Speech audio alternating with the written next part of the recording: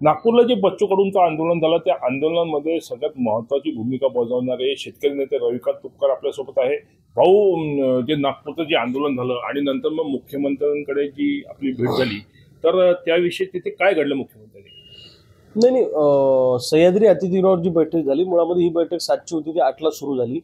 या बैठकीमध्ये मुख्यमंत्री, दोन्ही उपमुख्यमंत्री, कृषी मंत्री, त्यानंतर पणन मंत्री, त्यानंतर राज्यमंत्री पंकजी भुयर, आशिषजी जयस्वाल, ही सगळी मंडळी उपस्थित होती। सेक्रेटरी होते भरपूर सारे, आणि आम्ही 7-8 शेतकरी नेते उपस्थित होते। पहिले 2 तास तर अगदी तारखेवरच खडाजंगी झाली। म्हणजे सरकार म्हणत होतं की आम्ही एप्रिलच्या पहिल्या आठवड्यामध्ये समितीचा अहवाल आल्यावर मग ठरवू कसं करायचं काय नाही, पण करू। आणि आमचा सगळ्या शेतकरी नेत्यांचा, सिनियर नेत्यांचा आग्रह होता की तारीख डिक्लेअर करा। त्यामध्ये कॉम्रेड अजित नवले साहेब जास्त आग्रही होते की तारीखच तुम्ही डिक्लेअर करा।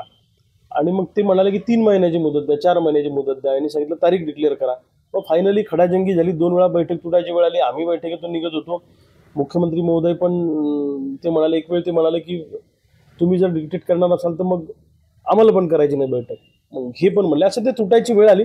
मग फायनली 1-2 नेत्यांनी मध्यस्थी करून पुन्हा एकदा मार्ग निघाला, आणि मुख्यमंत्री महोदय, उपमुख्यमंत्री महोदय आत एंटी चेंबरला जाऊन त्यांनी चर्चा करून येऊन सांगितलं की 30 जून 2026 पर्यंतची वेळ आम्हाला तुम्ही द्या, आम्ही त्या वेळेच्या कर्जमाफी करू। मुख्यमंत्री चिडचिड करत होते त्या बैठकीमध्ये? नाही, चिडचिड नव्हते करत, ते एका मुद्द्यावर चिडले होते। जसं कॉम्रेड अजित नवले साहेब म्हणाले की तारीख तुम्ही मीडिया समोर सांगा, तेव्हा ते म्हणाले की तुम्ही डिक्टेट नका करू, मी काय बोलायचं ते मला ठरवू द्या मुख्यमंत्री म्हणून, तुम्ही नाही डिक्टेट करू शकत मला, तो अधिकार आमचा आहे। तुम्ही एरवी सगळे लोक भाषणं करता मोकळेपणाने, तेव्हा आम्ही तुम्हाला डिक्टेट करतो का, असं ते झालं। त्याला चिडचिड नाही करत होते असं म्हणता येईल, त्याला ते त्या मुद्द्यावर थोडे रागावून बोलले, बाकी काही नाही। आणि दोन्ही पातळी, दोन्हीकडून घमासान झालं, खडाजंगी झाली।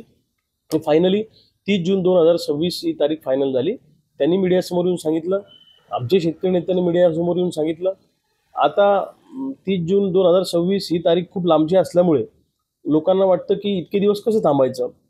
आता दुसरा प्रश्न असा आहे, आता मला जर तुम्ही व्यक्तिशः विचारलं तर आम्ही पण कोणी 100% समाधानी नाही आहे, पण या आंदोलनातून एक झालं की डेडलाईन निश्चित झाली, की जी डेडलाईन कोणी द्यायला तयार नव्हतं। सरकार मोघम बोलत होतं, करू करू करू, 5 वर्षाचा आमचा कालावधी आहे, पण एक डेडलाईन आल्यामुळे सरकारवर ते बंधनकारक झालं। आणि आता अजूनही नागपुरातलं आंदोलन जरी थांबला, स्थगित झालं असलं, तरी उर्वरित महाराष्ट्रात पुन्हा एकदा आंदोलन उभं करायचं आहे। आम्ही आता सगळे पुण्यामध्ये 6 तारखेला एकत्रितपणे सगळे शेतकरी नेते भेटतोय, तिथे पुढच्या आंदोलनाची दिशा ठरवू। आंदोलनाच्या दरम्यानमध्ये तुमच्याकडून आणि बच्चू कडूंकडून काही आक्षेपार्ह विधान आले, आमदारांना कापून टाका वगैरे, तर त्याच्यावर काही चर्चा झाली का बैठकीत? नाही, ती गमतीने झाली, विनोदानी झाली।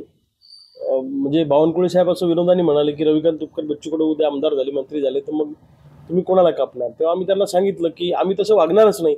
आम्ही जर सभागृहात गेलो तर शेतकऱ्यांच्या भल्यासाठी आम्ही काम करू, आणि जे काय वक्तव्य आमच्याकडून आले असतील तो शेतकऱ्यांच्या, तरुण मुलांचा, शेतकरी पुत्रांचा असंतोष आहे, त्याच्या पाठीमागची भावना समजून घ्या। रोज 10 ते 12 शेतकरी आत्महत्या करतायत, तरी सुद्धा सरकारला लाज वाटत नसेल तर मग आम्ही काय करायचं काय? आम्ही असं बोलणार नाही का?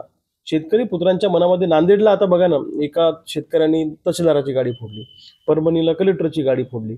उद्या हा असंतोष वाढत गेला तर उद्या मंत्र्यांच्या गाड्या फोडायला लोक मागे पुढे करणार नाही, अशी ती चर्चा झाली। ती विनोदी पद्धतीनं ते सगळं, म्हणजे विनोदाने ते बोलले, त्याच्यावर विनोदी चर्चा झाली। असं काही खूप म्हणजे हमरीतुमरीवर आलं वगैरे असं नाही, पण आमच्या स्टेटमेंटमुळे सरकारच्या जिवारी लागले, खरं आहे। एक अशी पण एक चर्चा आहे, विरोधक असाही आरोप करतात की शेतकरी प्राणपणाने युद्ध लढले, परंतु शेतकरी नेते हे तहामध्ये हारले।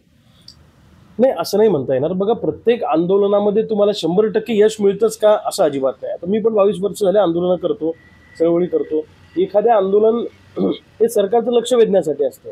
आता हे दीर्घकालीन लढा आहे, लक्षात घ्या। प्रत्येक आंदोलनातून तुम्हाला 100% यश मिळेल असं नाही आहे। आता मी तुम्हाला उदाहरण सांगतो, 2017ला जे पुणतांब्याचा संप सुरू झाला, पुणतांब्यावरून, तेव्हा भाजीपाला आणि दूध बंद झालं मुंबई पुण्याचं, तेव्हा मात्र सरकार झुकलं आणि सरकारने कर्जमाफी केली निकष लावून। यावेळच्या आंदोलनात त्या आंदोलनात काय फरक होता? यावेळचं आंदोलन नागपूरला झालं, चक्काजाम, उर्वरित महाराष्ट्रातला शेतकरी रस्त्यावर उतरला नाही, त्याच्यामुळे त्याचा इम्पॅक्ट कदाचित इतका आला नसेल। या आंदोलनातून 100% यश मिळालं असं मी मानत नाही, फक्त एक डेडलाईन निश्चित झाली, सरकारला इन कॅमेरा बोलावं लागलं, हे आंदोलनातून मिळालेलं काही अंशी यश आहे, 100% नाही। त्यामुळं अजून लढा तीव्र करावा लागेल, म्हणजे सरकारच्या छातीवर बसून आपल्याला 100% कर्जमुक्ती मिळवता येईल. सोयाबीन कापसाचा लढा आहे, इतर पण शेतकऱ्यांचे जंगली जनावरांचा प्रश्न आहे. हे प्रश्न घेऊन आम्ही लढा उभारणारच आहे. भाजप सरकारचा आतापर्यंत अनुभव पाहता सरकार त्यांच्या शब्दाला जागेल का? हां, ही गोष्ट पण खरी आहे की भाजपच्या सरकारवर कुणाचा विश्वास नाही. कारण निवडणुकीत ते म्हणले होते की पहिल्या कॅबिनेटमध्ये आम्ही कर्जमुक्ती करू. आता 1 वर्ष झालं तरी कर्जमाफी करायला तयार नाही. त्याच्यामुळे विश्वास तर नाही आहे. पण शेवटी मग आता चर्चा तरी काय डोनाल्ड ट्रम्पशी जाऊन थोडीच करणार आहे आपण, यांच्याशीच करावं लागेल ना. सरकार हेच आहे 4 वर्ष पुढचे, आंदोलक आपणच आहे. त्यामुळं चर्चा यांच्याशीच करावं लागेल. कुठं ना कुठं थोडा बहुत विश्वास ठेवावा लागतो. जर दगाफटका केला तर मग मात्र या महाराष्ट्रामध्ये प्रचंड मोठं आंदोलन उभं राहील आणि त्याची पूर्वतयारी आम्ही सगळे मिळून करू. तुमच्या आंदोलनानंतर काही रील्स व्हायरल झाले, त्याच्यामध्ये तुम्ही बॅगा घेऊन जात होते, त्याच्यावर खूप चर्चा झाली. आता असं आहे की आम्ही जेव्हा नागपूरवरून मुंबईला बैठकीसाठी गेलो तेव्हा ही बैठक संध्याकाळची होती, म्हणजे 7ची, आणि उशिरा सुरू होऊ शकते हे आम्हाला माहीत होतं. त्यामुळे 10चं फ्लाईट पकडणं आम्हाला शक्य नव्हतं. त्यामुळे मुक्काम करावा लागणार होता. मग मुक्कामासाठी प्रवासाच्या बॅगा घेऊन गेलो, त्यात काय अडचण आहे. सह्याद्री अतिथीगृहावर 2 रूम आम्हाला फ्रेश होण्यासाठी केल्या होत्या. आम्ही तिथं मुक्काम केलाच ना. मग प्रवासाचे कपडे, टूथब्रश, अंडर गार्मेंट्स, साबण, ह्या गोष्टी तर आम्ही त्या बॅगमध्ये नेणारच आहे ना. आता मी कुठेही प्रवासाला गेलो तर माझ्या गाडीमध्ये माझी बॅग असते, कारण कुठेही मुक्काम पडू शकतो, रात्री होतो, उशीर होतो, काही गोष्टी असतात, एखाद्या वेळेस तिकडच्या तिकडे दौरा करावा लागतो. त्यामुळे प्रवासाच्या मुक्कामाच्या बॅगीसोबत असणं याच्यात काय गुन्हा आहे. पण कोणत्याही गोष्टीचं राजकारण करायचं आणि काहीही करायचं हे मला असं वाटतं की टीका करणाऱ्या लोकांना काय घरी बसून टॉयलेटमध्ये बसून पण ते कमेंट करतात. पण जो प्रत्यक्ष आंदोलनात होता याची जळती त्याला कळती. आता हे आंदोलनातली तुम्हाला तिथली परिस्थिती मी सांगतो. तिथे काय झालं, एक तर आंदोलन पुढे नेणं कठीण होतं, कारण पाऊस पडल्यामुळे आंदोलकांची दानादान झाली. पहिल्या दिवशी 10-15-20 हजार लोक होते, दुसऱ्या दिवशी ते अर्धे झाले, त्याच्यानंतर तिसऱ्या दिवशी अजून कमी झाले, शेवटच्या दिवशी तर 500-1000च आंदोलक उरले. कारण ग्राउंडमध्ये गुडघे इतका चिखल झाला. न्यायालयाने सुमोटो आदेश काढला, रस्ते मोकळे करा, त्यामुळे रस्त्यावर थांबता येत नव्हतं. सगळ्या मंगल कार्यालयाला पोलिसांनी नोटीस दिल्या, यांना मंगल कार्यालय देऊ नका, त्यामुळे तिथे थांबता येत नव्हतं. वरतून पाऊस सुरू होता. अशा परिस्थितीमध्ये आंदोलकांची कोंडी झाली. त्यामुळे ते आंदोलन पुढे नेणं पण कठीण होतं, लक्षात ठेवा. अशा परिस्थितीमध्ये आंदोलनातून मध्यमार्ग काढणं, एक पाऊल मागे येणं आणि पुन्हा नव्या दमानं आंदोलन उभं करणं हा युद्धाचा नियम आहे. युद्धनीतीला जे नियम लागू होतात तेच नियम आंदोलनाला लागू होतात. घरी बसून बोलणं सोपं आहे हो. तिथं प्रत्यक्ष जो फील्डवर उतरला त्याला माहीत असतं तिथली परिस्थिती काय. टीका करणारे जे तिथं आंदोलनात आले ते कोणी टीका करत नाही, त्यांना तिथली परिस्थिती माहीत होती काय होती. जे घरी बसून आहेत किंवा जे सक्रिय सहभागी नाही, ज्यांचा पाठिंबा नाही, असे लोक टीका करतात. मला असं वाटतं या टीकेकडे फार लक्ष देण्याची गरज नाही. ज्या पद्धतीने सोशल मीडियावर त्या क्लिप व्हायरल करण्यात आल्या, तर सरकारने काही षड्यंत्र सचकाचं होतं का शेतकरी नेत्यांना बदनाम करण्याचं? बघा, असं आहे की ज्या लोकांना ही स्पेस घ्यायची होती त्यांना ती घेता आली नाही. सरकारमधल्या लोकांच्या जिव्हारी लागलं. हे नागपूरमध्ये झालेलं आंदोलन आहे, त्याच्यामुळे हे सोपं नाही. लक्षात घ्या तुम्ही, नागपूरसारख्या ठिकाणी एवढं मोठं शेतकऱ्यांचं आंदोलन उभं राहणं ही काही सोपी गोष्ट थोडीच आहे. त्याच्यामुळं सरकारमधल्या लोकांना जिव्हारी लागलं आणि त्यामुळे सरकारमधल्या लोकांची जी ट्रोलरची गँग आहे ती तुटून पडली आमच्यावर.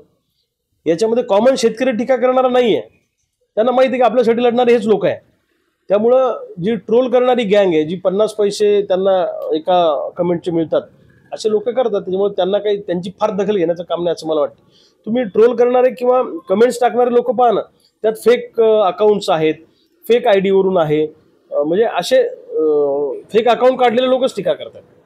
नक्कीच हे होते शेतकरी नेते रविकांत तुपकर, ज्यांनी नागपूरचं जे आंदोलन आणि त्याच्या आंदोलनामध्ये काय यश आलं, किती यश आलं आणि पुढील त्यांच्या अपेक्षा काय आणि पुढील त्यांची कशा पद्धतीने वाटचाल असेल याविषयी लोकशाही मराठीची विस्तृत त्यांनी माहिती दिली आहे. संदीप शुक्ला, लोकशाही मराठी, बुलढाणा. लोकशाही मराठी ऐका, पहा, जागरूक रहा.